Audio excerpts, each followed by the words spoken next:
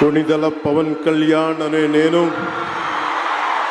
శాసనం ద్వారా నిర్మితమైన భారత రాజ్యాంగం పట్ల నిజమైన విశ్వాసం విధేయత చూపుతానని, భారతదేశ సార్వభౌమాధికారాన్ని సమగ్రతని కాపాడుతానని, ఆంధ్రప్రదేశ్ రాష్ట్ర మంత్రిగా నా కర్తవ్యాలను శ్రద్ధతో అంతఃకరణ శుద్ధితో నిర్వహిస్తానని, భయం కానీ పక్షపాతం కానీ రాగద్వేషాలు కానీ లేకుండా రాజ్యాంగాన్ని